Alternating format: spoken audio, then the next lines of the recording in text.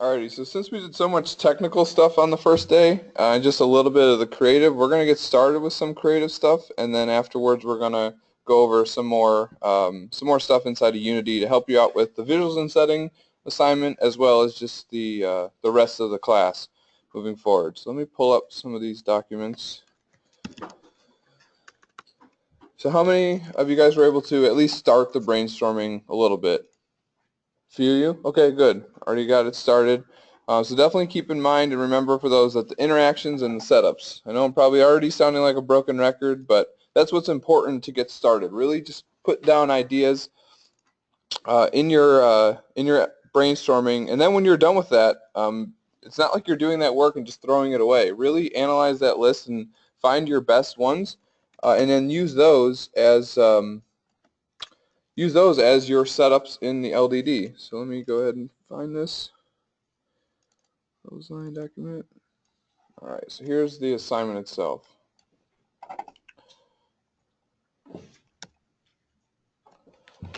All right, so definitely read the creative vision. Should have done that already. Read this chapter from this book, definitely very relevant. And then also these common mistakes. So throughout the month, I'm going to refer back to this here and there. And some of these refer to things in your actual level.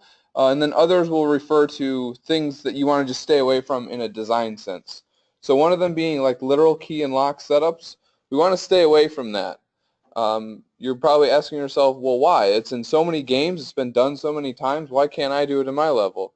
Well, you just answered your own question. It's been done in so many games, in so many different ways that we want to do something different and more creative. Really express yourselves and do something that still is that same functionality, right? Get this item, it unlocks this thing, but do so in a creative way. Mr. Gazaway always gives the example, his favorite, he said it last class, was he loves explosions, right? So maybe instead of a lock and key, the player goes and gets a stick of dynamite or some type of explosive item and throws it at the door and it explodes and, awesome, cool particle effect. But it's right, that was the dynamite was the lock, or the dynamite was the key, rather, and that door was still locked and one able to open up the other. So definitely read through some of these, and you'll see here's explaining why we want to stay away from things like that. Right, it's been done over and over a bunch of times. For the game scraps itself, in order for it to actually be visible, you'd have to make it large and goofy and cartoonish to actually collect. It was actually made a joke. I was playing Sunset Overdrive last month because it was the free game for Xbox Games with Gold. And there was one of the games, one of the missions, you had to actually go and collect a key. And when you got the key, it was this huge goofy. If I was the player, it was basically my wingspan size of this gold house key looking thing, like really just emphasizing it was, yeah, like just being goofy about it, right? Like go collect the giant gold key. So that's what it would have to do for it to be visible, right? Because if it was realistic, it's going to be very small and difficult to see for the players. So you want it to be a collectible that's enticing to actually collect. So there's a few reasons of why we want to stay away from the literal lock and key setups. So you can read through some of these, and a lot of them are self-explanatory, right? You can just look at them and just get a vague idea of what it's going to be already talking about, like instant kills, poor scale, not guiding the player, right? You can look at a lot of these and get a sense of what's going on, but then you can also just click on them and it'll go to that portion and explain what it is that section is specifically talking about. So definitely read those before you get started. And if you have any questions about the creative vision at all, definitely ask today, either at the end of lecture or in lab if you have any questions at all about what's allowed, what isn't, because really what we want to do is give you guys the freedom to do whatever you want. Really create something, no limitations at all. Then you come in with your LDD, and we're going to look at it and critique it and start to pick it apart a little bit and say, no, don't do this because of this reason, or don't do this because of this, and then you'll start to hone it in and find that scope that's acceptable. So really at first it should be, since what the brainstorming is for is really come up with as many creative ideas as you can, and then we can hone you in and get worried about scope later on once you have all these ideas down. So let me take a look at the template itself. So make sure that when you're getting all these templates from Google Docs, obviously you can't edit this template because then everyone will be editing the same thing. You just go to File, Make a Copy, and then you just basically will rename it to yours like last name, first name, whatever the assignment is. And now you'll basically have your own template that you can edit, right? So all these gray boxes in here, you can basically just go in and delete and then type in what each one of these areas say. So I'm going to go over pretty much these 4 categories: the player goal, the featured asset, the major mechanics, and then the minor setups down here as well. So the player goal.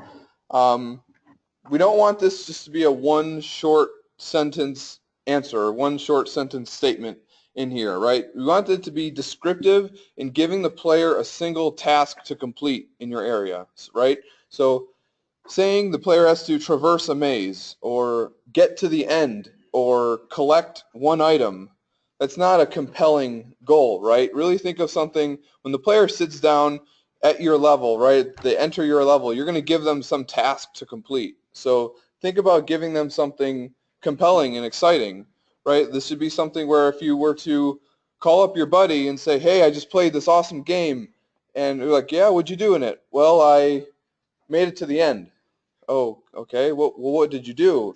So really think about what is the task the player needs to complete. With that in the back of your mind, you're always going to make sure you have density and interaction in your level. So really make sure you're coming up with something creative and explaining it too, right? Like don't just say the player needs to activate the missile or launch the missile from the silo and just period, that's it, move on.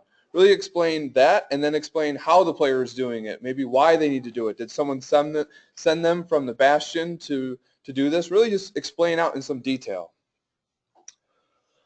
Alrighty, so the featured asset. This is not just a visual landmark in your level, not just some static object. Really think of this, remember this is interactive design, so think about some type of interaction or some type of system that you can build to add to your mechanics in your level.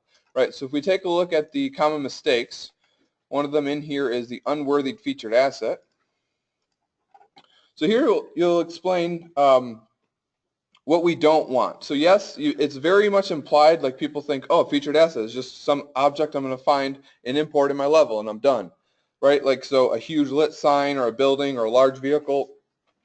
These are important in level design because you want to have these visual landmarks in your level so the player isn't walking through your hallways and everything looks the same, right? You want to have some big statue or some big vehicle to just have reference in your level. That's important, but that's not what we're looking for the featured asset.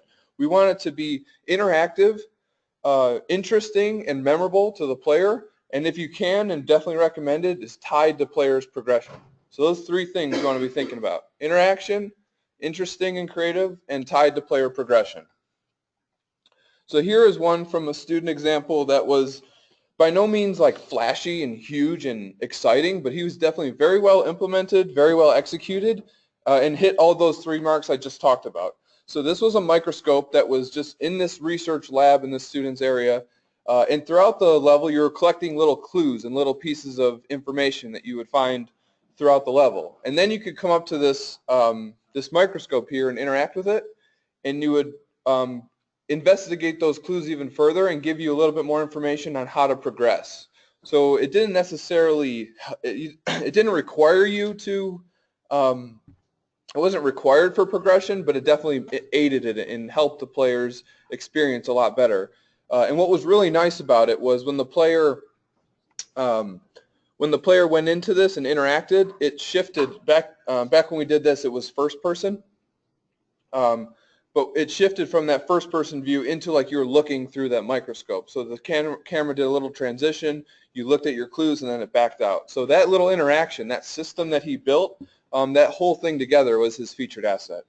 And when you play through the example level, which is it's the ILA assignment for next Monday, and the reason being is because we'd like you to first do your LDD and then play that level, just so you don't like see all these things from that level and just kind of just get shoehorned into that mentality of doing what you saw in that example. But it is there to check out if you want to already. So definitely feel free to go ahead and look at the example level if you'd like and play through it. And we're going to play through it. We may play through it together on Monday during lab, depending how everything goes with the other class and things like that. So definitely you'll see more examples of featured assets and interactions in that level as well.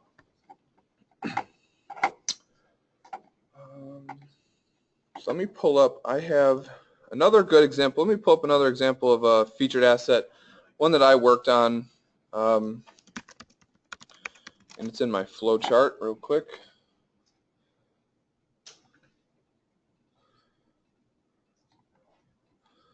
So yeah, the example level is right here in the IND content folder.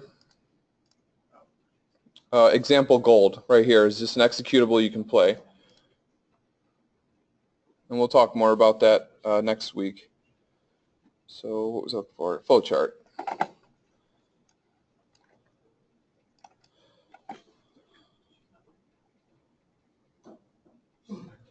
So I'm just going to talk about, in my example, I'm just going to talk about the featured asset that I came up with here. So in my level that I was designing, the player needs to make it to the top floor of the showroom and escape with this vehicle, right? Gather the stolen vehicle and bring it back to the bastion. So my featured asset here is tied to player progression because I needed to complete the level. And then when the player finally gets up there, they see that it's missing a tire and also the battery needs to be replaced, right? So giving the player some type of interactivity. And I was also forcing the player to use the grab null here as well, right? So you have to go up to the tire and actually pick it up with the grab null, carry it over, and attach it to the other one, right? And then the battery, for example, you could put it in the player's inventory, and then when they collect it, go up to it and press E and interact, right? Two ways to accomplish the same thing, and both are feasible, and both are ways that you're going to learn between this class and level design how to interact with objects with the grab null, as well as writing those small little scripts to checking, do I have this in my inventory? If I do this thing. You'll learn all that in the next few months. So then the next thing the player was able to do is once they have those pieces, they're able to enter the car, and it changes to a different player perspective.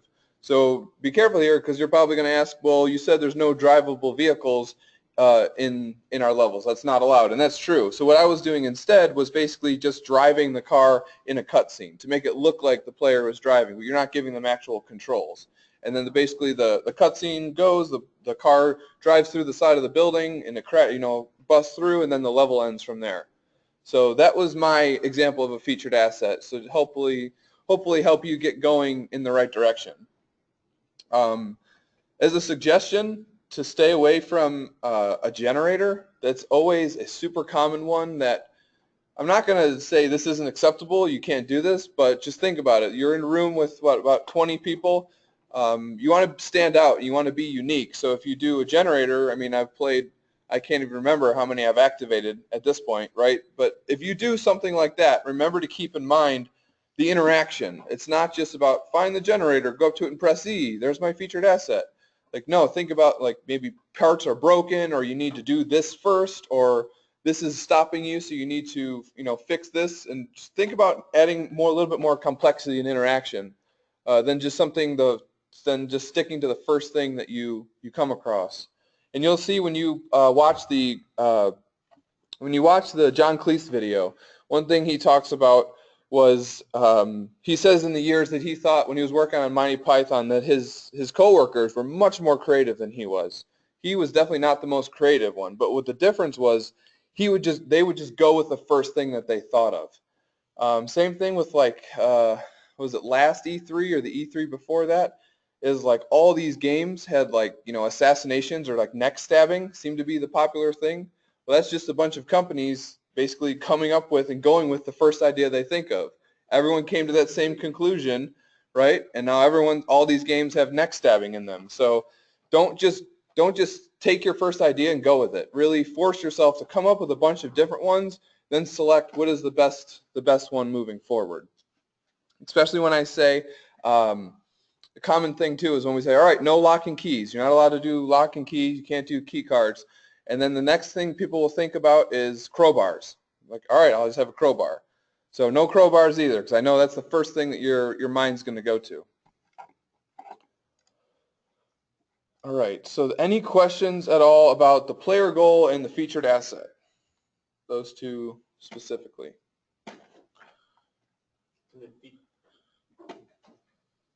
I'll ask you about it later. You sure? You can ask now. I want to Okay, okay, sounds good. All right, so now the player, these two major mechanics, right? What are you using in your level? What is the systems and you're going to implement? What is the gameplay going to be? So for these two mechanics, describe to me in this section here where the brackets are, describe what the mechanic is. What is the player's action? What are they doing? How are you going to use this in your level? And then down here, you're going to see this A, B, and C. And next to it, you see these other letters, I, P, and M. And so what these represent is introduce, practice, and master. And this is a very common thing that was used among the industry. Many games have used this, and it's very, introduce, practice, and master. And now, it's not on here, but let me just,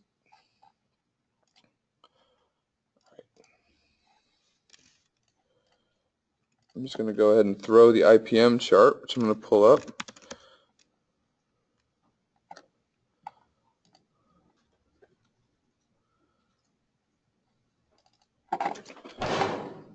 I'm going to put this right in the assignment. I have been putting this in the announcements for the class with the, when I post the lecture, but I'm just going to copy this and put this right in the assignment.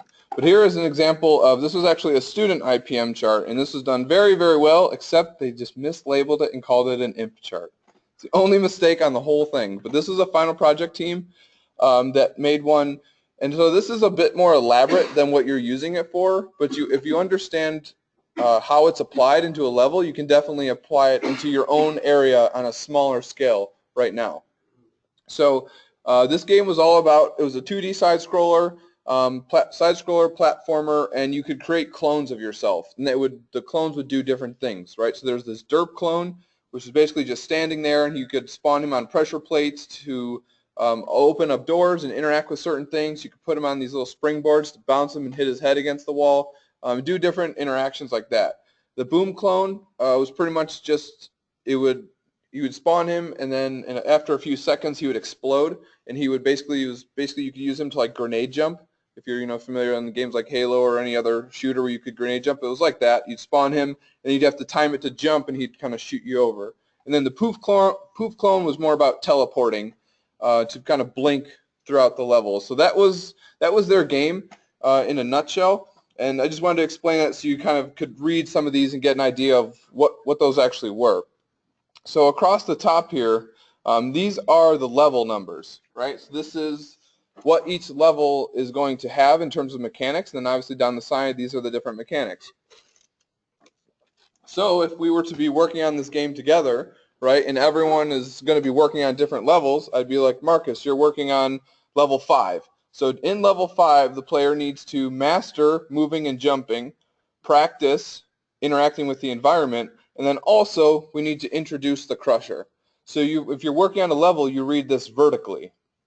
And if you're working on just one mechanic and its pacing, you read it horizontally. And then what you'll end up seeing is that throughout the whole game, right, you get this curve that happens to where we're constantly introducing new mechanics, we're constantly practicing mechanics we've already learned, and then we're also mastering additional mechanics as well. So in the game, I say in like my favorite example, I don't know if everyone's played it. I was going to use Mario, but has everyone ever heard of the game Guacamelee? Yeah, some of you. So I mean, it's similar to many other.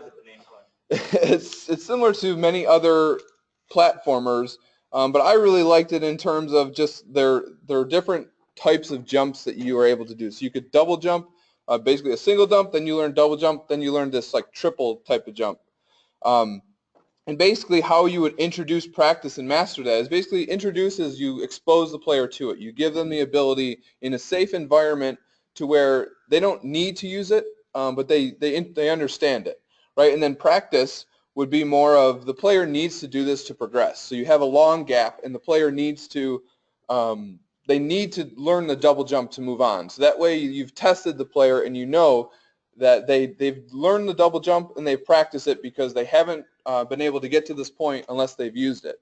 And then the mastery could be something even further where you add on another mechanic with that, or you add like a, an enemy or something else for them to deal with, or you make like the jump even more precise, so they have to really master it completely. Another great example from a student, actually, and I've been using this one a lot, was, so my mechanic right here, what you'd write in this description would be, there's fire volumes in the level and different fire hazards, and the player can put them out with water. So the player can interact with certain water hazards or water entities and put out this fire, right? So then in here, in your IPM, what you would write out is your different examples of those. So don't just write 3 steps to solving one puzzle. Like the player finds the item, they go attach the item, and then they interact and put out the fire. No, don't write 3 different examples, because another common thing that we see from students is you'll build this mechanic, you'll design something, you'll use it once in your level, and then you'll just throw it out. The player will get to a new thing, you'll design something else.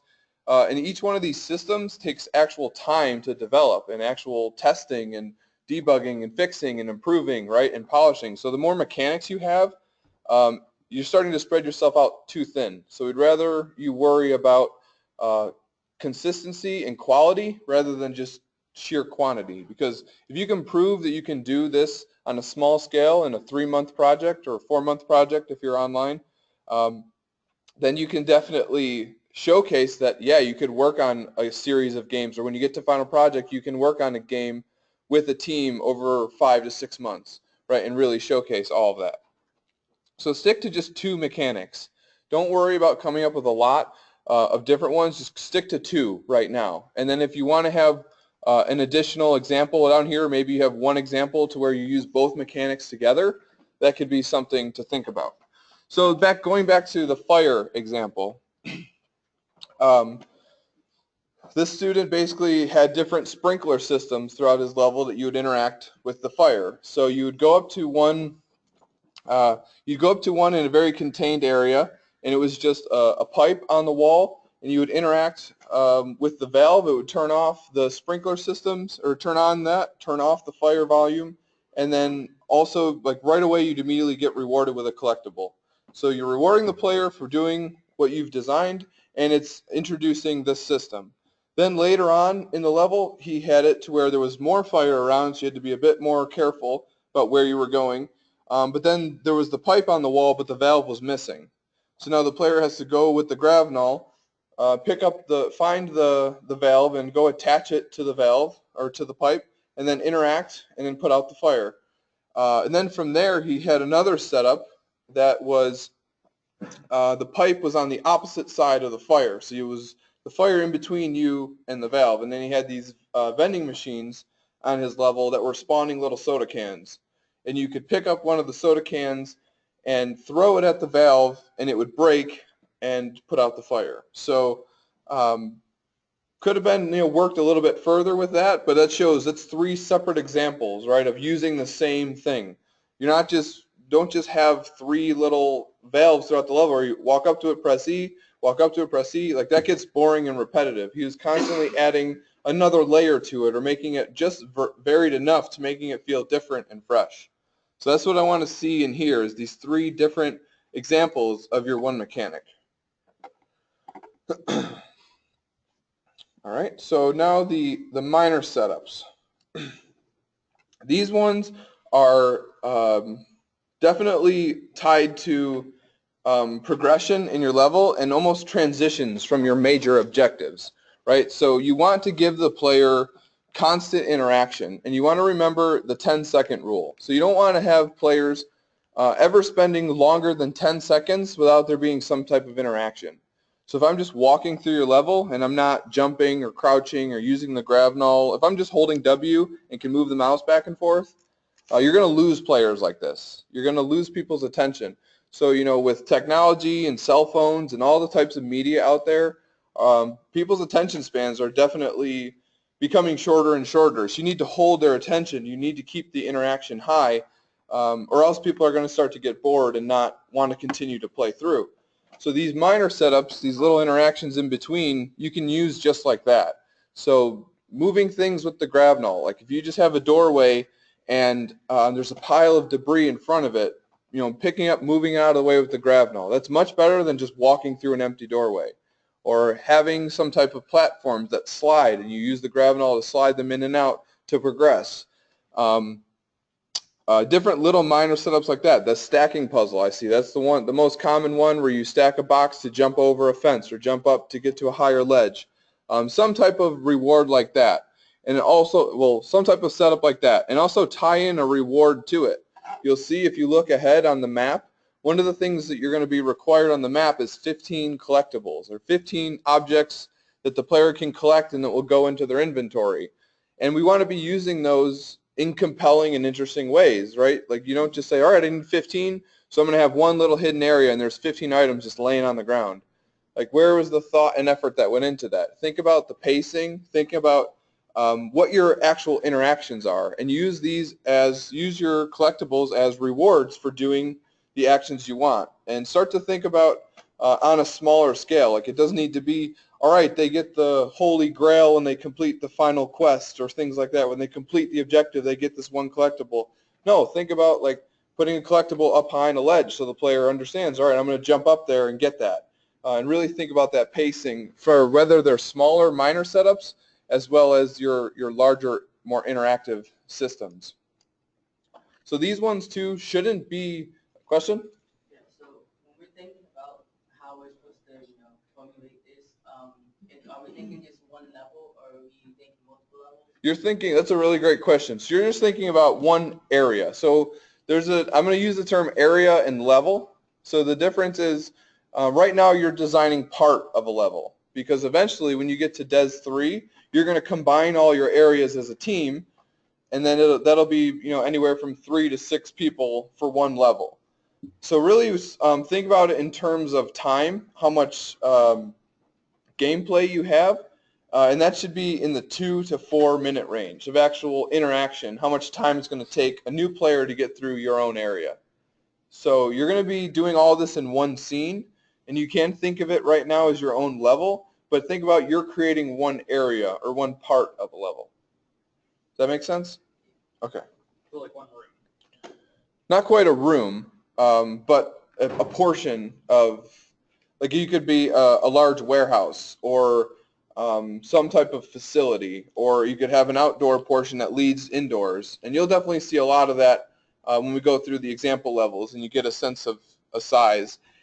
So each one of these minor setups, if you can think about them in terms of time to actually execute, these minor things should be in the 8 to 12 second, almost 15-second range. So not too complex, not too difficult, but giving the player something to do. And what really shines with these is it's going to come down to placement. So it's not about writing scripts and making it technically amazing. It goes down to actual level design and the placement of these interactions and how the player goes from one to the other. So yeah, again, think about 8 to 10 seconds of gameplay. And if you're wondering, how do I know that? Well, try it out inside of Unity. Try and set up something where the player needs to move a box over and then interact and see how long that takes you, right? Have a little timer on your phone, or even if you just go in and simulate it or practice it, you'll get an idea of how long it takes you. And again, you can do this in the example level to really get a good understanding of that. So yeah, definitely tie your collectibles in there, because you'll see 15 collectibles, and here's your opportunity for 15 setups. You don't have to have all your collectibles in here. Maybe you have one tied to your player goal, or you have one tied into your mechanics. That's fine. But this is why we have those 15 here. So if you have more than 15 you want to do, that's okay as well. Maybe you're looking at your brainstorming, you're like, man, I got 25 really good ideas. Put them in your LDD. And that's only going to guarantee that you've got 15 solid good ones. And that way I can go through when I grade it and look at it and be like, all right, you definitely have the 15 required. Here's a few extra ones. And these 3, you may not want to do these for these reasons. So the more you have here, the better. And definitely think about these as modular little pieces. Another common thing I see is they'll be like, all right, step 1, the player starts and they jump over a car. And step 2, the player crouches underneath a fence. And step 3, and then it's just going through a list don't think of it that way. Think about these as individual, modular little setups. And that way, when you get to actually implementing your level, you'd be like, all right, I got my level, I got my mechanics, everything looks good, but here's this one hallway, and it's just empty. It's like from here to the doorway, I'm just walking forward. What can I do? Well, I can come to your list here, and you should be able to pick one of these, because they're not going to be specific to anything. You should be able to pick one off this list and basically implement it in there. Does that make sense to everybody? Yeah? Okay, cool. Because in your map, in your flowchart, when we actually plan out the entire progression of the level, you are going to be concerned with, all right, first the player's going to do this, then this, then this. These are just basically 15 of your strongest and best minor little interactions. Another way to think about this, just to make sure you have a good sense of time in terms of implementation, is that these should be very quick to implement. Very quick very quick to prototype and implement in your levels. So like adding a rigid body and making an object interact with the gravinol, we're going to go over that stuff towards the end of the month, but you'll quickly see that it doesn't take very long. If we wanted to go into Unity right now and set up a box that's movable with the gravinol, it's not going to take much time at all. So it's not going to be like you're writing scripts and you're doing a lot of in-depth interactions. You probably have to write some scripts and some stuff for your mechanics, but your setups as well, where the player is just navigating or interacting with something that you've built, shouldn't take too much time to implement. So think about that as well, right? Your featured asset, you're probably going to be working on this a lot in level design as well as in Des 3. So this may be 4 to 5 weeks of iteration, implementation, giving the player proper feedback. This is going to be a lot of heavy lifting, right? These mechanics may take you a few days or about 5 to 6 hours to actually implement and make sure it's working properly. And these should be 10 to 15 minutes each to implement this. And again, it goes down to key placement, placing them in the right areas, making sure that the level flows properly. That's what's going to make these shine. Because it's one thing to just have 15 in your level and check off the rubric, but it's another to actually think about the flow of them and the logic and how they progress from one to each other. Another thing to just point out, because I've seen that happen sometimes where you have your two mechanics here in these interactions, but then you come down to your minor setups and you start to implement other mechanics, or basically you end up with a list of 15 different setups. And we want variety, definitely that. We definitely want a variety of implementation, a variety of different things. But again, we don't want to have this, all right, we've interacted with this system, we've implemented it, and now we're going to use it once in a level and nowhere else. So maybe pick 4 or 5 different types of interactions or setups that are in addition to this. Like if you want like a fire volume or toxic waste or electricity or some type of environmental hazard that you're going to use, but don't start to implement more mechanics in your list.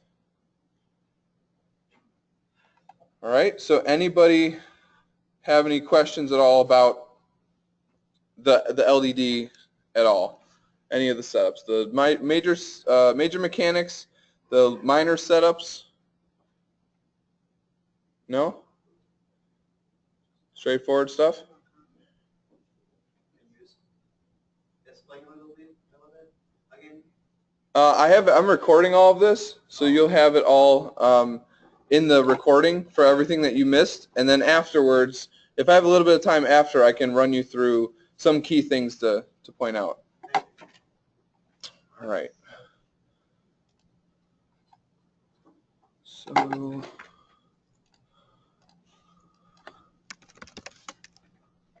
So I'm actually going to show you guys a video of, hopefully this is just going to get you inspired to see what another student has done. So this was one of my online students. He was on a team, but I'm just going to show you one area, just 'cause it'll be about a 5-minute video. And hopefully this will get you thinking in the right direction. This is...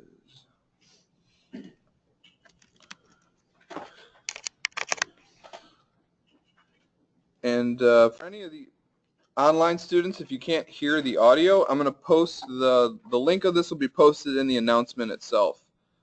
That way everyone can watch it on their own if you'd like.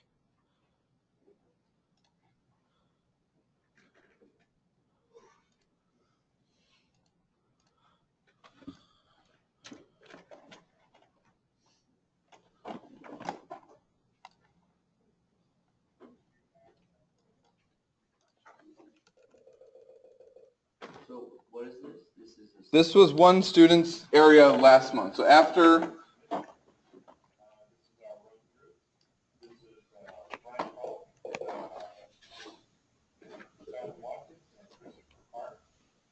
our level starts off with Junkyard by Brian Frolic. This is my level. And here starts off on that side of the level. They enter through a breach in the wall, and their objective through here is to collect these batteries. And there's 10 of them. They have to use the batteries to accomplish events in the level to help them progress. The first bit is to knock down a car, which allows passage to the next little area where they can find a couple of cash pickups here and then grab the next battery. The next challenge is to make it through this gap in the wall in the cars.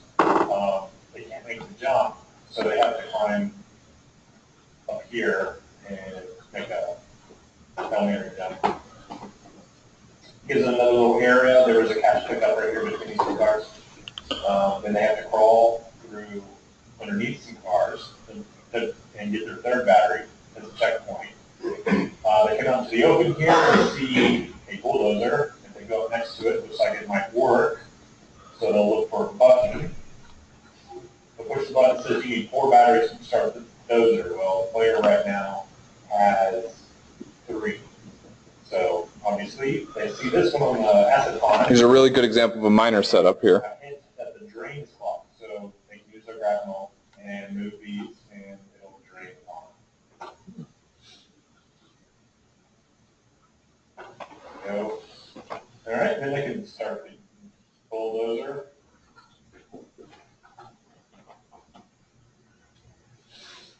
So it's okay to use a vehicle so long as the player doesn't control it? Yeah, as long as they're not drivable. So here, a lot of the level ends up being, interact, come over here, interact, or use the grapnel, or play animation, do this thing, and we'll show you a lot of.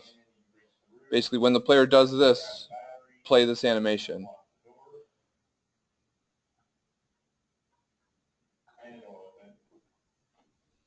Another good example there, you couldn't get through the door one way, you jump in the hole, move the box out of the way, now the door's open.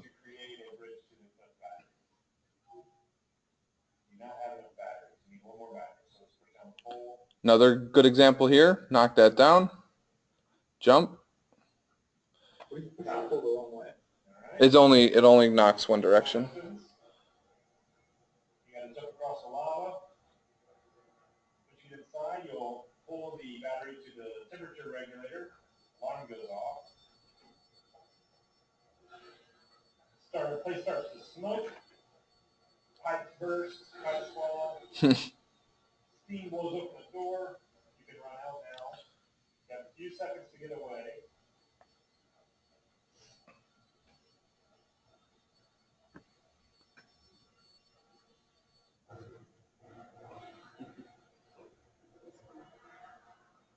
If the player gets too close to that, they will get killed.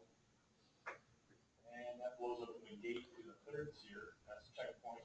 Another good miner setup on the who's going to do next. Powering a turret, and the other battery is up on the top of these piles. Right here, this little platform section. And it's a platforming challenge to get to it. It's a hard jump to make it from here, or you can make an easier jump after scaling up to this one. And there we go, first time. All right. Looks like there's a battery powering the turret.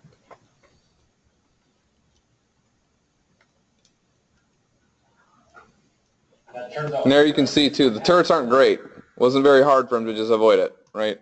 Now, we go to this car, it says that car is blocking the door. I wonder if that crane still works. If you have enough batteries, the crane will work. I know, he's just only recorded one video. The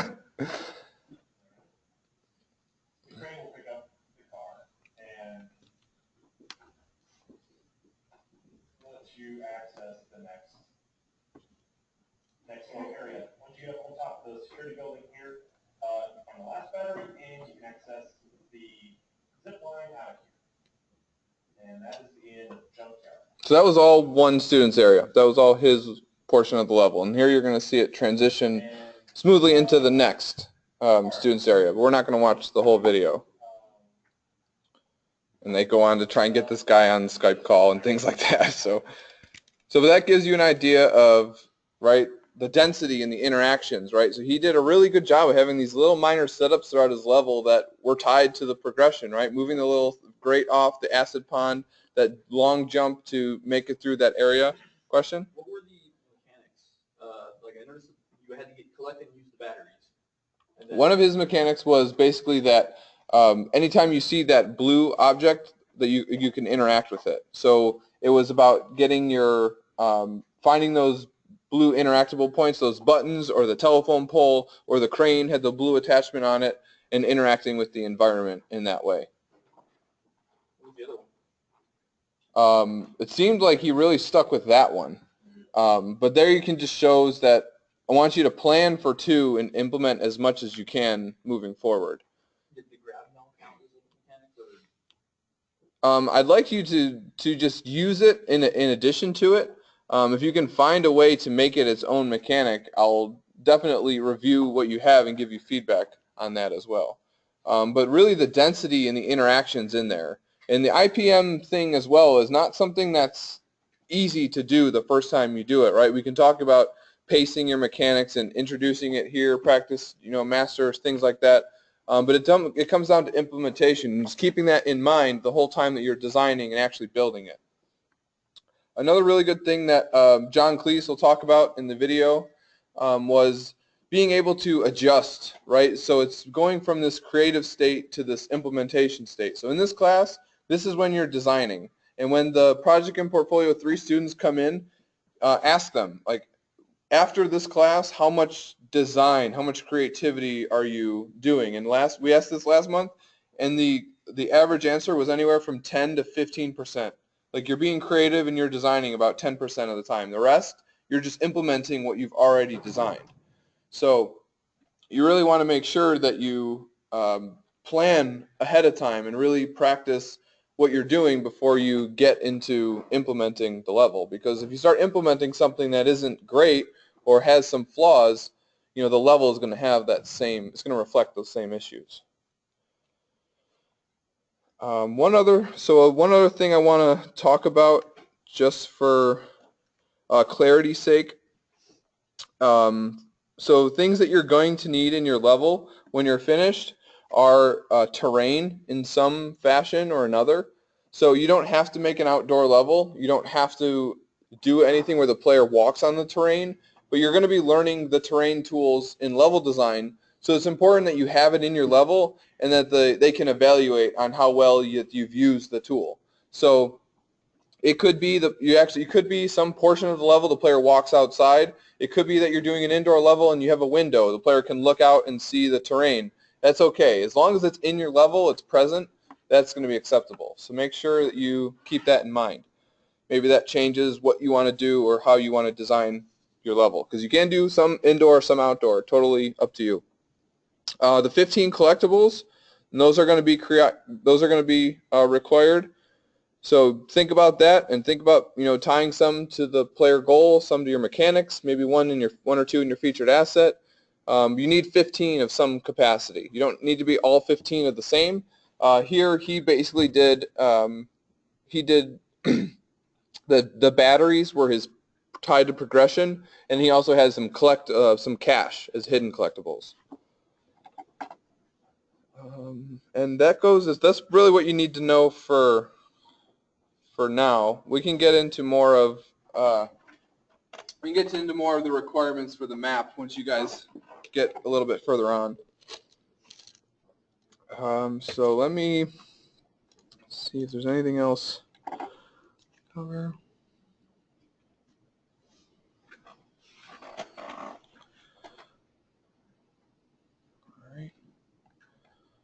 All right, so now we're going to do a, 1 second.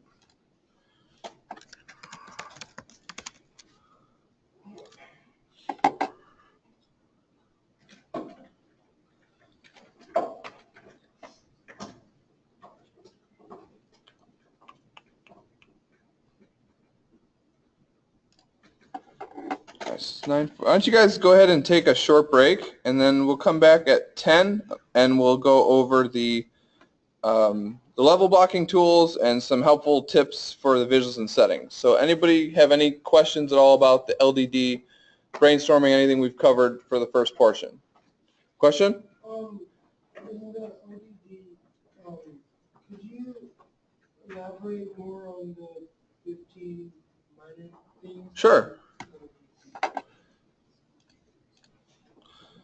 So in the video there, you saw where like moving the grate to lower the acid pond, or make a jump, knock over that telephone pole to get the battery, right? Or having those few platforms there to jump across those platforms and get that battery. Those are the little things as well. Another thing that can really help clarify. Let me go back to the common mistakes real quick. Oh.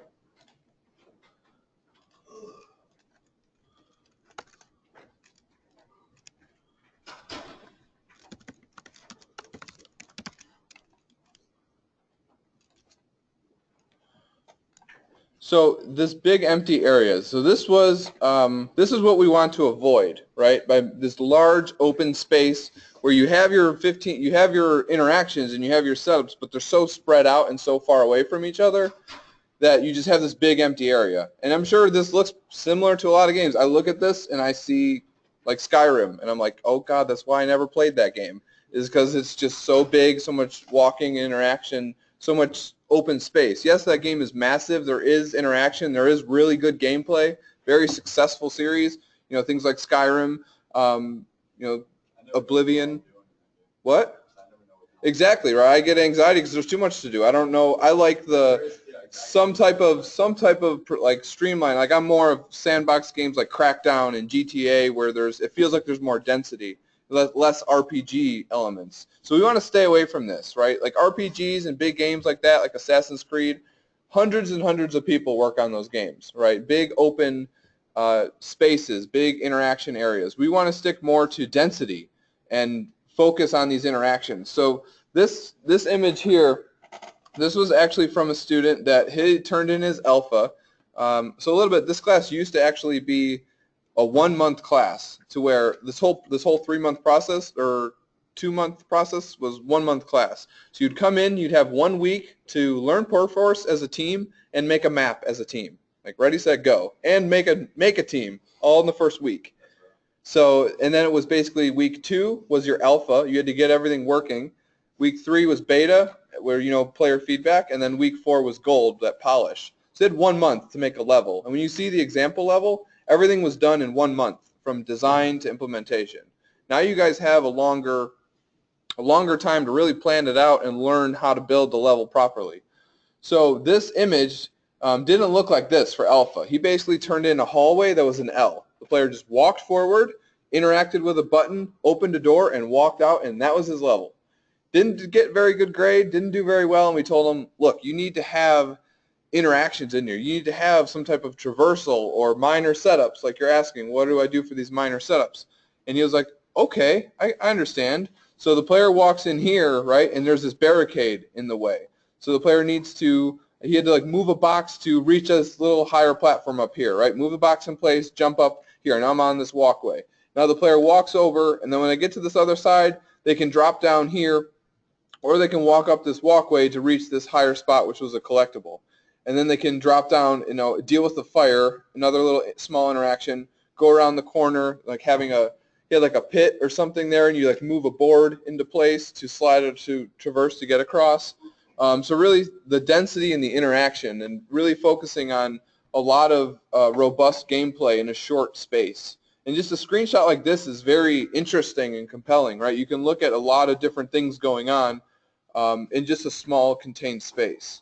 So the minor setups really do a good job at connecting a lot of your major interactions, right? So if I have, I'm just going to stick with the generator idea, so hopefully no one will do a generator, is if I have my generator, I need to go find these different pieces to make it work. I need to find like a fuse to replace it, or I need to find some type of power supply to plug it into. And in between there, like I need to, jump over some gaps or move some boxes to reach some place or slide some things out of the wall. Whatever I'm doing to basically keep the player busy while they're completing their objective. That's what you want to do for your miner setups. Does that help at all? Does that explain more? All right, cool.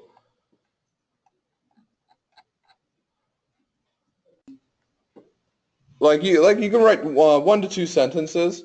2 sentences would be good. Like really, you want to explain what the action is, like what the action is, and like what they're obtaining by doing it.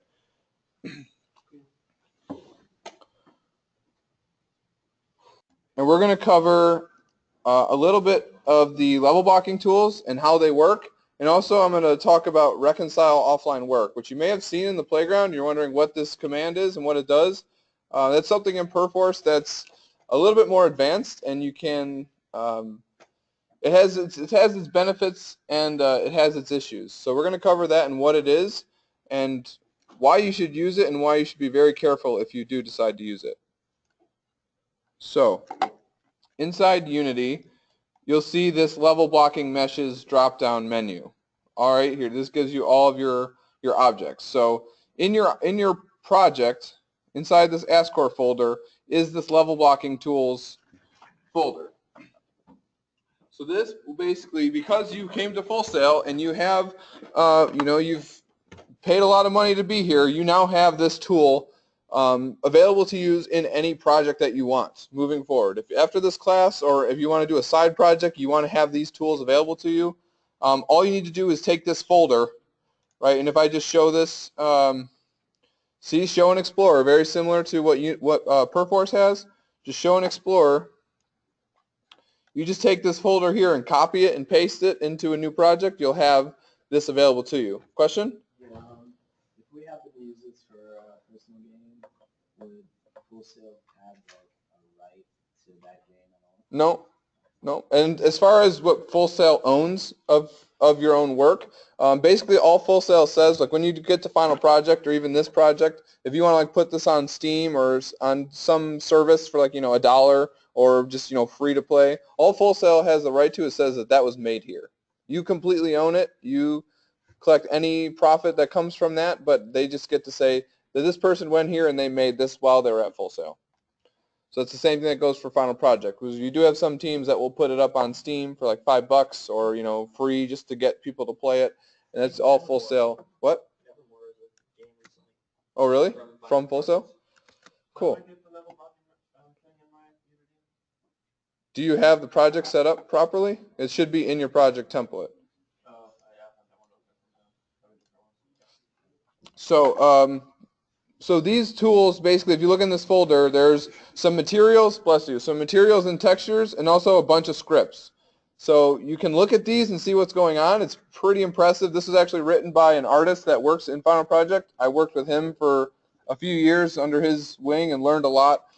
Very good technical artist and really good at writing these tools. So basically, when I come in here, I'm going to go set my visuals and setting as active. So now I can go into here and just create some objects. So a cube, probably most straightforward, and we can go ahead and just compare this one that was here in here created by the level blocking mesh, and let's make a 3D game object to see the difference. Okay, so these ones come in with a material on them already. Yes. Make this window larger. So we don't need that for now. Try and give maximum real estate for you guys. Here we go. All right, so yeah, this one has the material already on it. So I can select them and notice this one has this weird little pink ball on the corner here, and this one, doesn't have that functionality. Also notice that the pivot of this object is in the center. And actually, let me go ahead and go to this guy. So this one has the pivot in the center, right? I select this one, and this is on the corner. Well, that's really, really helpful for us, because what this allows us to do is build our objects in a cleaner and faster, more efficient way. So this may not be apparent at first. It takes a lot of practice in building levels to really understand why this is so much better. But really, when you're placing objects in your level, you want your pivots to be on the corner of something. So here you can see this button up here, right? This pivot. And if I click this, it goes from the pivot of the object to the center, right? So this, you'll see it move there. With the Unity blocking, with the Unity primitive, I change it and it doesn't move. It's because the pivot is the center. That's just what Unity does when they make their primitives. They put the pivot in the center of the object. So something like this, or if you wanted a custom model, and I'm going to show you this month, is how do I change the pivot of something? Maybe I don't want my object to be in the center. You can actually go in, you'd have to go into Maya, or you could do create a group of game objects in Unity to change that pivot. So there's two different ways to do it. So basically, you saw me pull up that little snap window. So if you go to Edit, all the way at the bottom, Snap Settings, this will pull up this tiny little window here. And I think by default, it's probably 1.1 and 15. All right. So that's what it is by default. So you can mess with these values. And basically what this is when I hold down Control, so Control is the key to snap, you'll see that if I move, you can use the grid to see that it's actually moving one unit, one Unity unit. So this makes it so much better to actually build your level. It's like night and day, like amateur to professional, when you look at a level and you can just see these tiny little gaps in between things, or things just aren't quite lining up. That's because the snapping isn't really used to your benefit.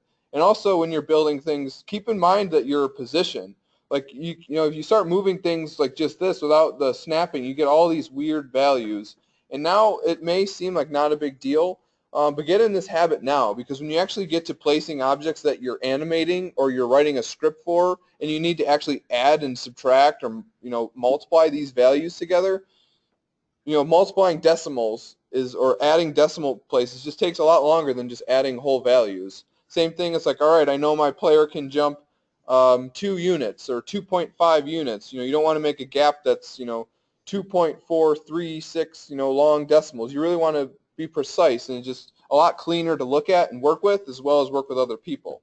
So if your object ever gets off of that, like that whole numbers, you can go in and zero it out, or the snap all axes allows you to just snap it, and it's just going to round these values for you.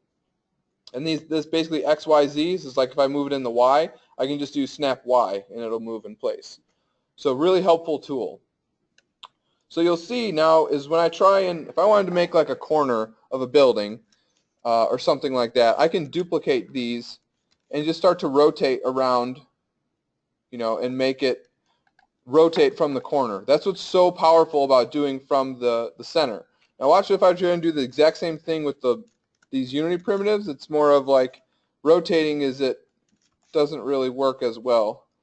Yes, I can just move it in place, but it just takes a lot longer to actually start to rotate or build shapes you want. If I want to have a series of them that's at a slight angle, you have to position each one a lot. It takes a lot more time. Question? How did you get it to move by snapping instead of just... You hold down Control. Control, and then just start moving things around. And another helpful trick, thanks for pointing that out because it made me bring up this point. So if I'm having the move key down, Yeah, I think you're clicking the floor. no, I'm on the cube. So if I hold down V, you'll notice that it changes to this white square. So now I can start to pick up my object and snap it to other verts. You guys are aware of what a vertex is, right? So now if I hold down V, I can snap it to verts. The V as in Victor, yeah.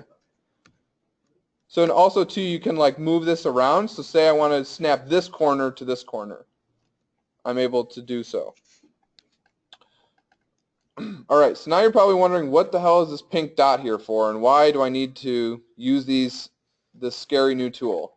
Well, the difference is if you select this pink dot, if you just click on it, you'll see another widget come on. You're like, oh boy, did I break it? No, that's normal. So what we can do,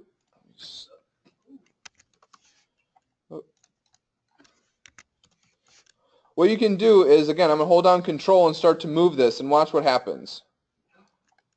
Magic, right? So what's actually happening is you're seeing the object is being scaled. So yes, you're moving this point, but you're actually scaling the object. All right, and look at what's happening with this texture. It's starting to repeat itself, right? It's starting to tile. So if I go, and it's called utility grid, is the name of that material. So if I go ahead and apply this material to the level blocking cube, right? So this cube and this cube, they look the same, right? They look like they're identical, even though that they're two different objects. So now if I delete this one, I try and scale this, right? Because that's all then when I move this object, right, it gives this guy a scale of 4. So let's give this one a scale of 4 in the X. Oh. Give it a rotation. So yeah, again, hold control with the rotate, and it will snap to basically I'm in 15-degree increments right now. So look at the difference between these two. So where this is stretching and distorting the texture, and this is staying clean and organized information. So this will cause you to, basically when you go to put materials on this, final step, because really when you're designing and building something, it's functionality first. That's what matters. Does it work? Maybe it's a little buggy, but we want functionality first.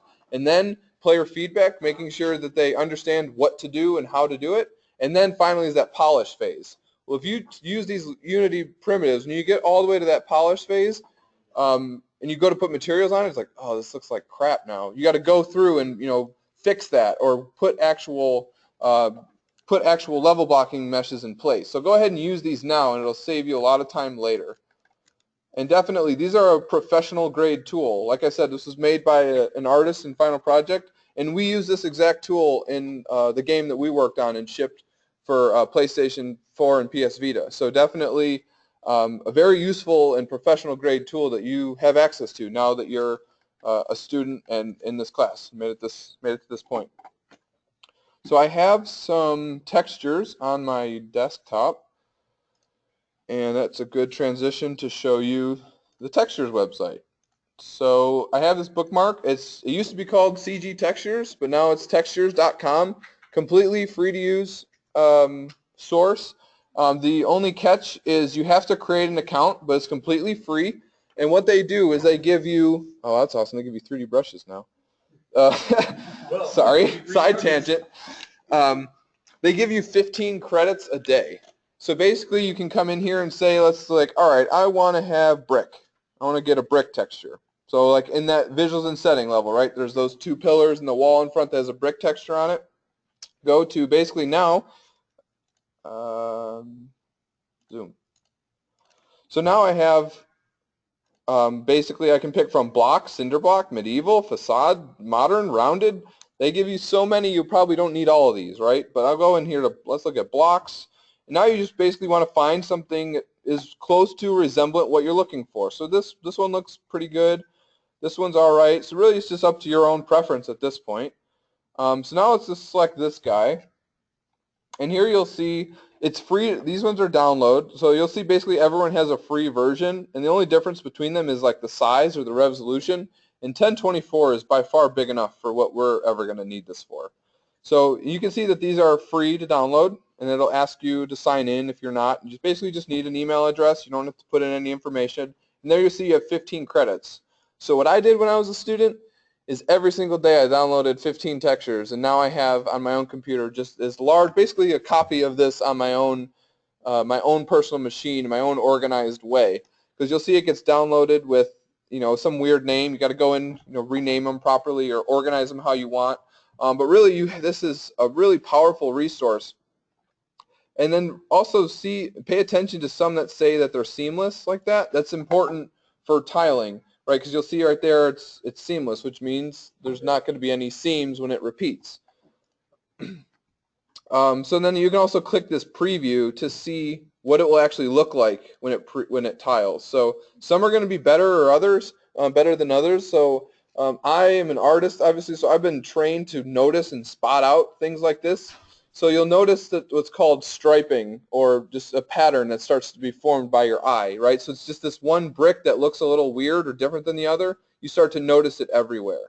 Not a big deal, not like something you're going to be like penalized for, or you're going to have to fix. Just kind of be aware of that when you're picking out your textures, right? Which ones, some are going to tile better than others. That's just the nature of the business. So definitely use this website. A lot of cool stuff on here, a lot of different things. There's also decals that are really useful to like put on top of them to make your textures not look so repeated. And I can show you a cool little tool that's free in the asset store that will help you put some decals down. But on my desktop, I have two textures. One that we actually just looked at, and then let me see if I can find it on textures. Yeah, you should tell Daryl to show us this. Well, then what am I going to show you guys? We'll already know it, and we'll have Yeah. 5 months extra. Downloading stuff? Yeah.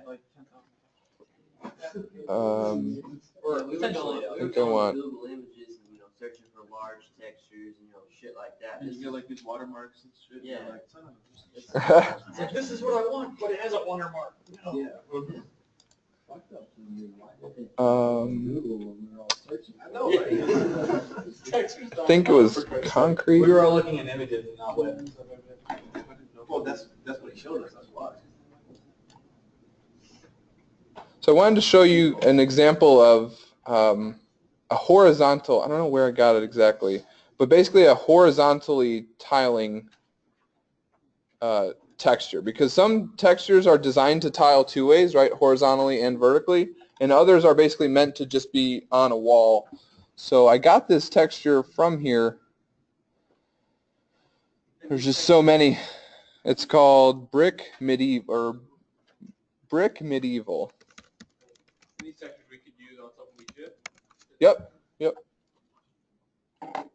Here it is, this one. So this one that I have on my machine, I'm going to show you in Unity, is when you look at it, when it tiles, right? It looks, I call that candy caning, right, or striping, to where it's basically this is repeating over and over again. It looks clean and perfect horizontally, but vertically it looks ugly and not what you want, right? So I'll show you how to actually set this up in your level blocking tools. So in my project, I'm just going to put my materials, actually let's go ahead and create a new folder for now. It's the easiest way to stay organized. So for each assignment, now when you're practicing working with Perforce, I recommend just creating a folder for each assignment you're working on. If you want to, you're more than happy to go into here and start to put stuff in the correct spot, right? Like if you create a script, put it in your scripts folder. If you create a material, create a materials folder, put it in there. If you have textures, put them in there. But I'm just doing this and staying organized this way to, I think it's inside this assets, or like in here in your student folder. I'm just doing it this way to make it easy to work with Perforce. That's why I'm going to do it this way. But you can stay organized however you want to. So I'm going to create a new material. Let's call this Brick 1. And I'm going to take my two textures. I'm just going to drag and drop them from my desktop into. Some of these textures are the ones I found on Google search. All right, so there's my two brick textures. And I'm going to create another material. Let's call this Brick 2.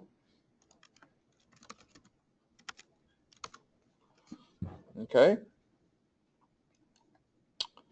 So now I just want to put this over here. I'm going to select Brick 1. I'm going to drag my brick texture into the albedo channel, Brick 2, select the other one. All right, so now I have my two materials here, right? So let's go ahead and duplicate this block. Let's put these materials on. Let's make this tall, making a short little wall. Let's start to place these, right? So same thing, I can just drag my materials onto the object itself, right? So by default, it comes in, looks okay, but not perfect, right? So how can we make this better? So, let me do it on time, all right? So if you select the object itself and then go to the inspector, you'll see that you have this script, right? So here's this gizmo as well as this little component that shows the the texturing position and the texture tiling. So because I've scaled this by 2 units in the Y, I want to have the inverse of my tiling, right? So this is going to be 0.5.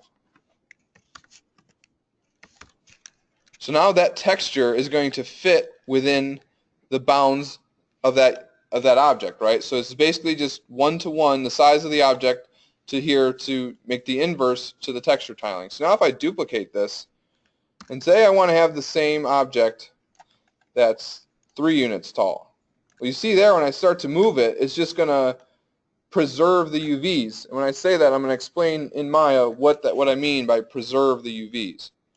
So if this is 3 units tall and I want that same texture to fit there, what do you guys think I'll put in for my texture tiling? 0.33. Right? So again, you can see it's that same texture. Yes, it looks a little bit different, like this resolution is different, but it's fitting to that mesh how I want it to. I have control over it.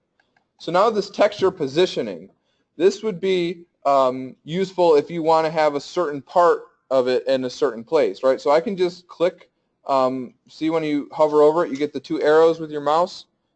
You can click and hold and now just drag, and you'll notice that it will move the position that it's in. All right? So now you can definitely play with this. So let's go ahead and put that same, let's just put our brick texture on here so you can see what it looks like side by side. So again, look at that. That looks like not good, not acceptable. So use these tools and you can tell that I can immediately get a better result. And now I can go in here and adjust this. So let's duplicate this guy a few times. And now let's see, this one, let's try, now a lot of this is a lot of trial and error, right? Because it may look good in editor, but let's put in some different values. Let's see, like 1.5, what? Big bricks. Yeah. So let's like test these out, right? So go in here and actually play and see what these look like compared to the character. So again, I mentioned using the character as a resource or as a, oh, almost fell, as a different entity. You can kind of see the, it's probably a little dark up there, but you can see the resolution or the size of this texture compared to the character. So you want to actually find the sweet spot and what feels right. So it's a lot of adjusting, and you can just tell that this one, the sad Unity primitive, not shining how it should. So that's just the cubes, right? So far I've only been working with cubes in this. But if you look in the level blocking meshes, you get this super awesome tool, and this is the one that people always sigh and be like, why don't we have this earlier, is when you show the wedge. So this is a super powerful piece to do a lot of different things with, right? It could be used as an actual ramp. Like if you just turn off the mesh render, you can use this as a ramp over stairs. Because surprise, surprise, when you walk upstairs in a video game, you're not actually walking on stairs, you're just walking on a ramp. Some games may be actually checking and adjusting the angle of the foot and things like that, but most of the time it's all ramps. So with this one, again, you'll see this same pink dot here. So you can scale this out how you want, make it as big or small as you want. And that will be another tool for you. Also, let's see, so in like the wedge, you have like the in and out here. So this is like a little corner. So say you want to like put this guy down. Try and do this so you, there you go. So now you have like a curve to your ramp. Cool stuff, right? A lot more intricate than just a cube or just a simple shape, right? You can use these as little Legos or as little tools to build something a lot more intricate. And I'll show you next week some of the stuff I've done in just all pure level blocking meshes. You really can do a lot depending on how intricate and how detailed you want to get. So don't think you always have to keep your snap settings at 1. You saw when I first pulled it up, mine were at 0.25 or 0.5. Sometimes I'll go down to 0.25. It just depends on how small or how much detail you're adding to your object.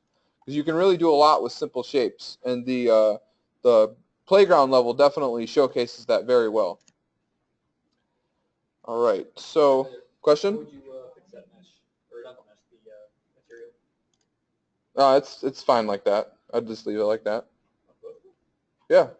As long as it's square like this, you're not going to have any stretching. Like to actually make this properly, you'd go into Maya and model this unique shape. But obviously, we don't need to worry about stuff like that. I was just, like, the lines are off. That's okay. Okay. That's fine. Because you could put like a concrete or a steel texture on this whole thing and you won't even notice. And anytime you have seams like this, you can always just use a small little strip of geometry or something to hide that seam or things like that, little tricks. But you don't have to worry about like that not lining up perfectly. It's really just the shape and the form that you want to worry about first. So another really good one that I'll cover is the arch. Really, really helpful and unique tool that you don't really get anything like this in any other game engine I know of, honestly. So you can have basically here this checkbox where it's squared or rounded. So another good tool if you want to do archways or make pipes or things for the player to walk through. And then down here you see these sliders to where the sections is basically how many divisions are around, how smooth it looks. The radius, here's like the width, so let's make this bigger. Oh, no, not the width, the radius. Let's make this like 2. And then we want our width a little bit bigger now. And then now we can start to mess with our sections. So like we have a bigger archway like this. Obviously you can see this, it's called faceting, where you can actually see like edges and points like this. So the sections, and be careful with this because this is a lot of information. Like this is probably, you want like 12 or 15. Really that's as smooth as you want to go. You don't need 100 or 200. You want to be smart with this stuff.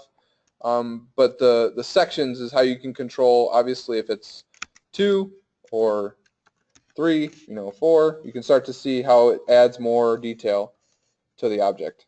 And really, once you get to 10, the difference between 10 and 12, obviously, so 10, let's just duplicate it so you can see the difference.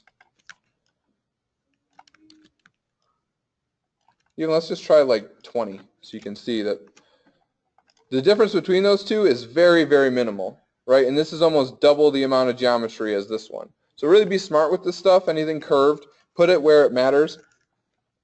So a lot of the stuff, yeah, just start to play with them. So a slope is like a wedge, but it's just a little piece. So start to play with these little tools and mess around with them. The other features down here, like round transform values, round position, and rotation, these are basically doing what the snap is doing. So you'll see if I like move this guy off and do level blocking mesh, round transform values, it's just going to round everything up. All right. And then we have this refresh mesh and group. This is good. So group is like if I was working down here and have these two together, I can do level blocking mesh group, and it's going to create a new mesh, create a new group, and group them together. Why this? What is the group? Is it like an empty object? It's just an empty game object, yeah. So why this is important is you'll notice is if I were to just group one underneath the other, watch what happens. Oh, I can't undo that. You should just drag them out. Yeah.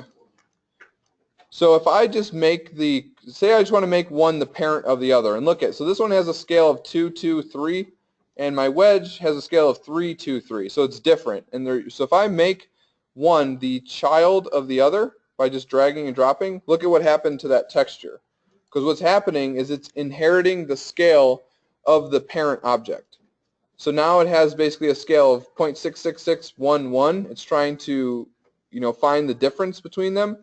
So you're going to get a weird texturing issue. So don't ever put them as children of each other because it's that scale value that's being manipulated.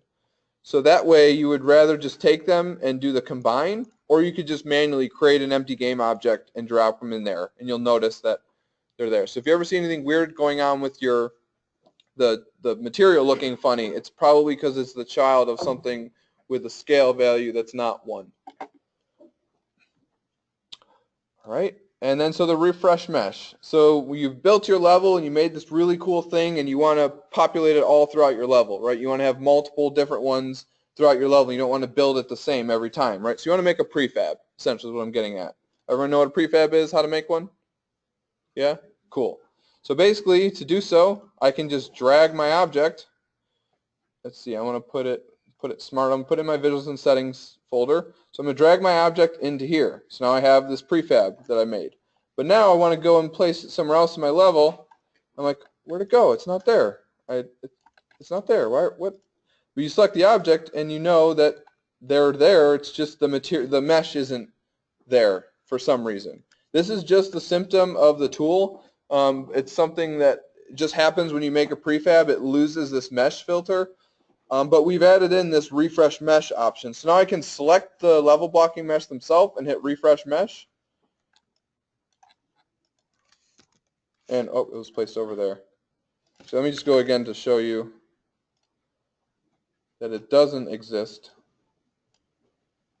I think it was because my pivot of my group got, yeah. So there you can see that there's the object and nothing's there.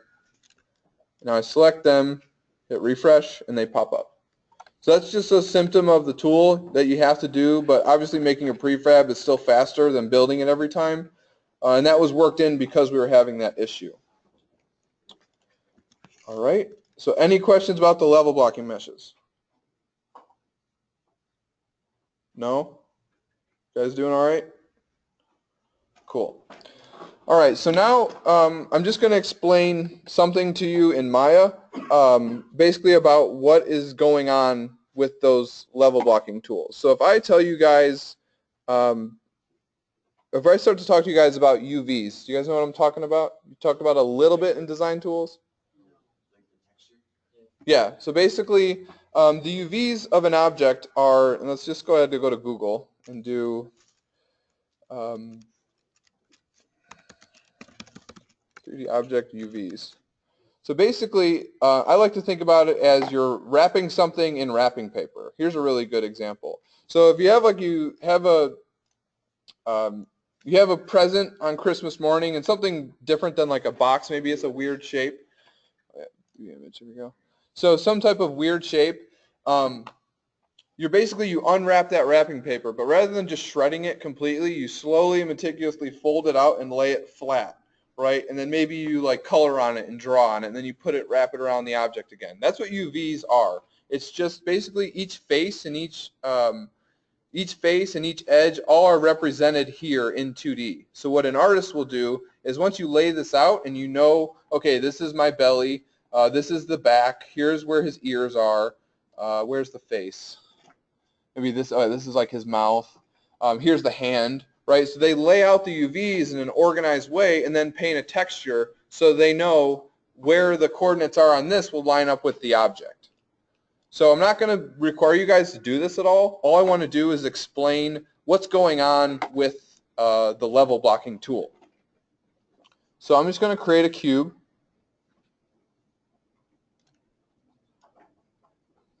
Oh, interactive create. All right, so then here I'm going to go to window, UV texture editor, and this will pop up this window. And this is by default when you create a cube. That's what the UVs look like. All my instructors when I was a teacher or when I was a student always told me that the cube's just giving you the middle finger when they first create it because they don't want you to use it like this. So basically, if I select a face, go to right-click and go to face mode, and select a face, it will be represented where that is in that space. So all I want to explain to you is if you use a texture called like UV mapper, you look at images, you'll see all kinds of these. Basically a grid. This is to, in a really good image down here, over here. There's one that's a scene that's all.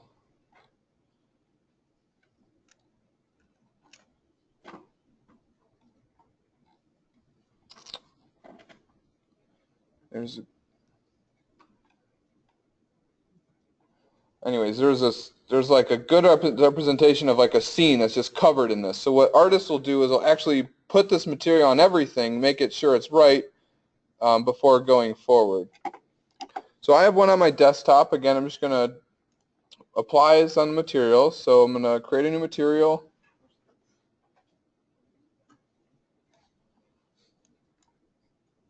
All right, and then plug in the file. Again, it's on my desktop. just this UV mapper.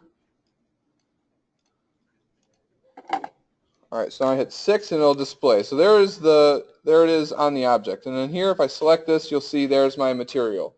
So again, keep this in mind when comparing it to the level blocking meshes and the Unity primitives. If I just scale this object, right, look at what's happening. Similar to the UV, to the objects in Unity, right, where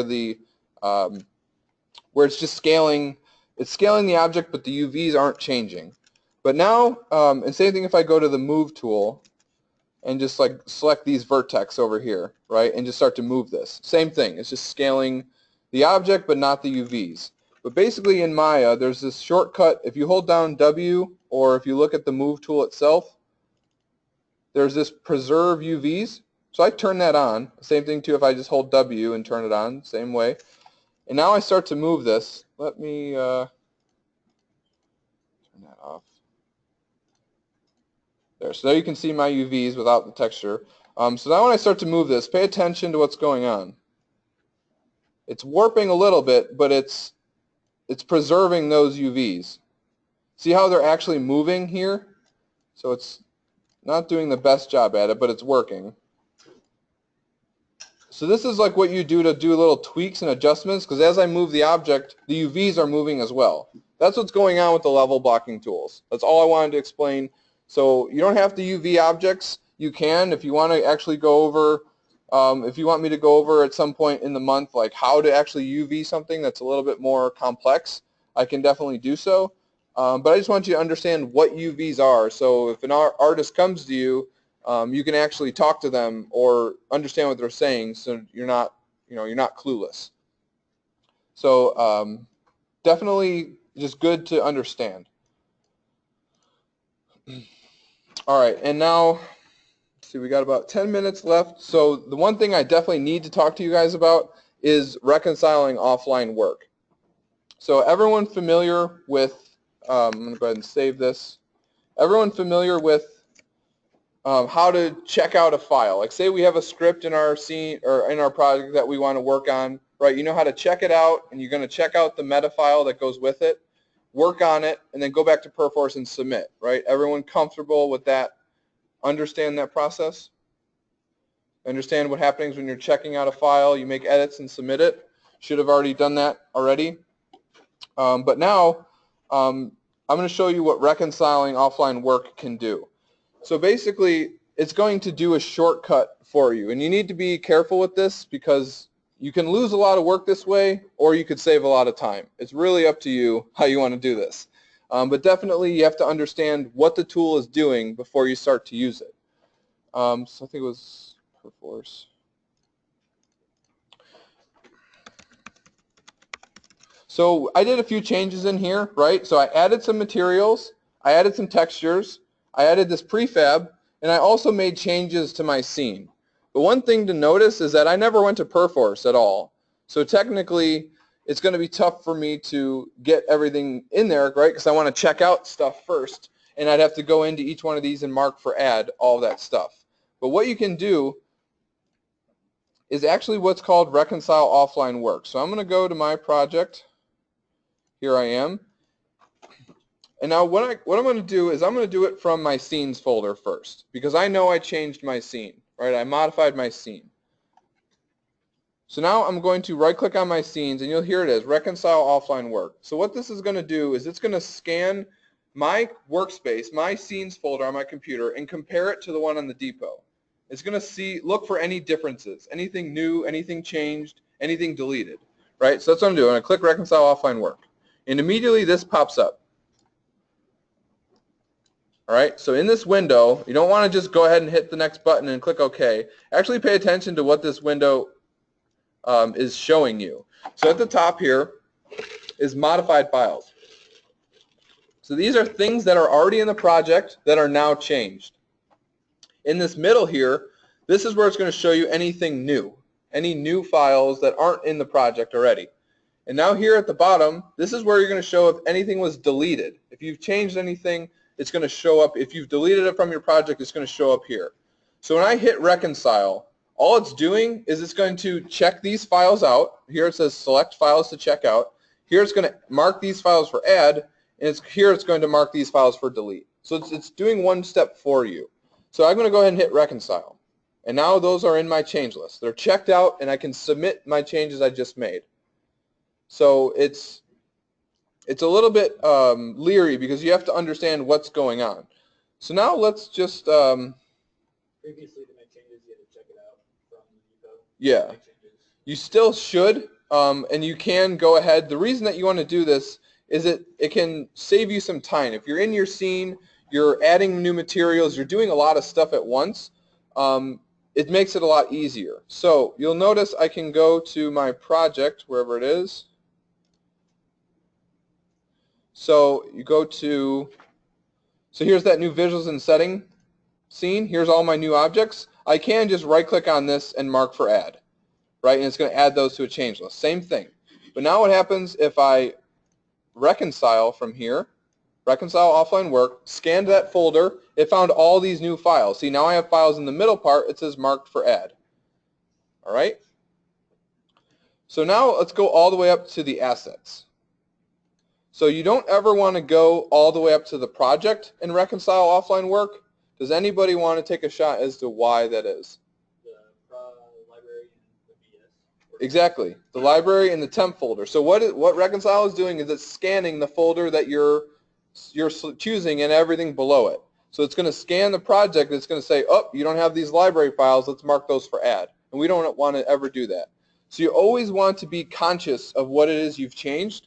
One student came to me. I was working with him in Unity Lab, and he goes, I'm like, all right. He's like, I'm having trouble with my script. I can't get my door to open, or I can't get this thing to happen. I'm like, all right, let's take a look at your script.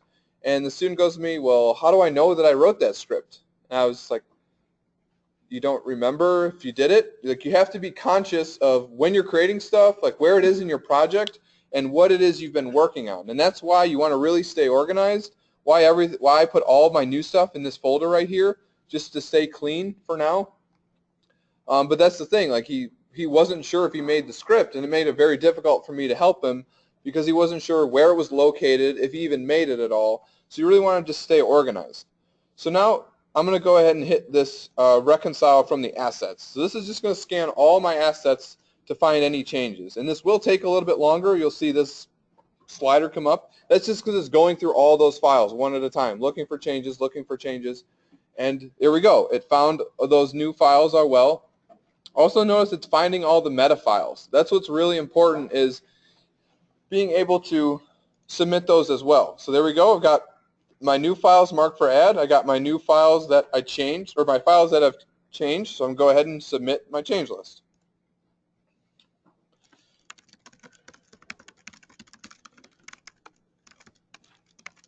All right, just fill out my description and hit submit. So does anybody, before I explain it in the last few minutes, can anybody see why this could be really, really, really bad? Kevin says yes. Maybe he's experienced it already. So the reason why this could be very destructive is, say I go into here and I start to do some more edits, right? I go into my scene and I work on this. I start to make some modifications. I do some cool stuff. Now I'm just basically just doing stuff to change it. Okay? I go ahead and make my changes. You see how the scene looks right now? I'm going to go ahead and save my scene. You saw it saved there. Let's go ahead and save the project. And now I'm going to go ahead and close this. I'm just going to close Unity. And now say I'm working on a team. I'm working with others on the same project, and Billy comes to me and says, hey, I just made changes to my level. Go and get the latest. And I'm just like, okay. So I come over to my project, and I get the latest, saying no files updated. But now if I come to my scenes, and let's open up my project again, because I never checked those files out, when I got the latest, it's going to overwrite everything here, or not. That's because you reconciled it, right? No, but I didn't. I already made changes. Oh, maybe it's because it was still open. You didn't close Unity. No, I did. But that is, maybe that never happens.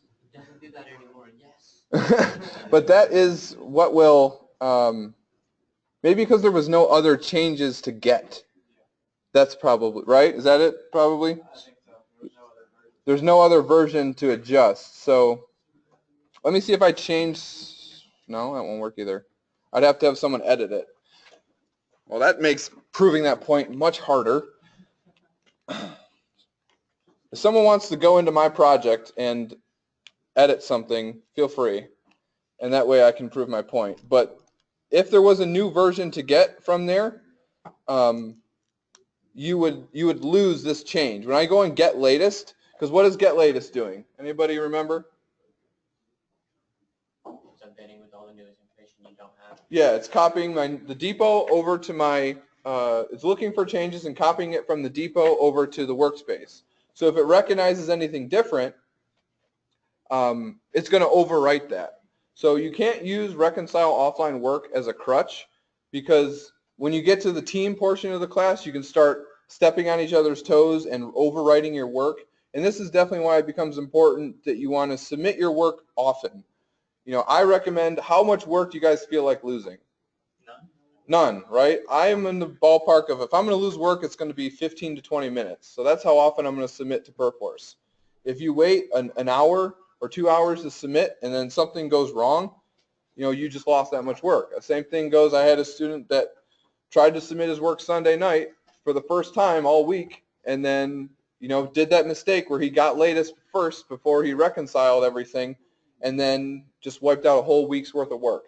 So make sure you're submitting often, and you'll notice that, you know, I just made some changes to my level, and then very quickly I can come over to Perforce and just submit that change, right? So again, just make a little duplicate, save it, and I can come here. I just saved the scene, so go to the scene, reconcile there, sees those changes.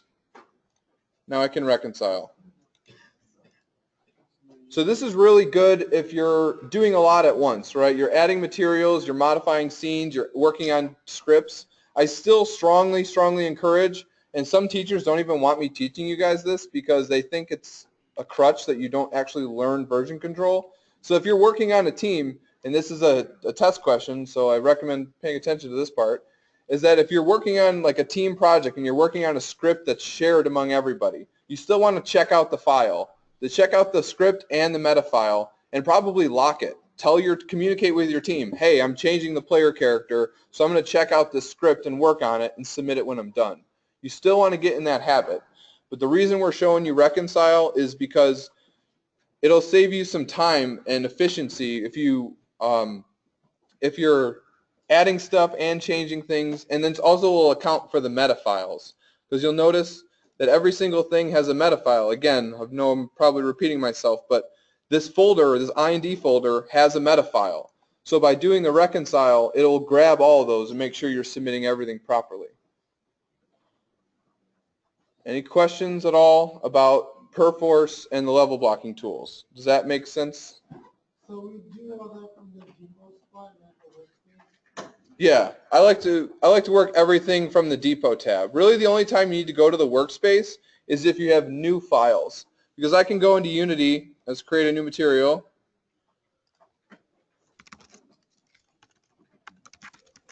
All right, so there's my new material, and it's in my Visuals and Setting folder. Let's save that. Now I go back to Perforce. Close this. If I go back to Perforce in the depot, I don't actually see that file, right? I can just do a mark for add, but then if you look in the workspace tab itself, you'll see that file. So that's really the only time I go to the workspace side. I tend to just stick to the depot as often as possible, because again, I could just go to, one second, I'll just go to this and do mark for add. No, not here. Or reconcile. Yeah, again, reconcile, and it'll find those new files. That's another way to get around it. Question? That was it. That was it? Yep. All right, well, thanks for sticking with me. I know that was, again, a lot of information, but it will all be recorded that you guys can review. Real quick, just so this is in the recording, I'm going to show you guys on the decal.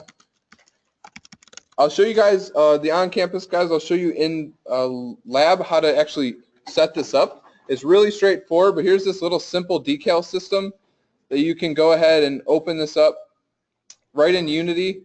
And it's a really awesome little thing to set up decals. And then basically you can set them up with ones you download. And I'll show you that even further in lab. But the simple decal system, really straightforward to use. And then you can really apply this to, put some decals on your objects in your visuals and setting as well as your level. So you guys are free to go. Come back at 1 o'clock. I'll take attendance at 1:15. I know the DES 3 students are going to be presenting their videos of their levels. So if you want to stick around for a little bit during the ILA time, you can stay in the back of the room and just kind of get a sense of what they're working on.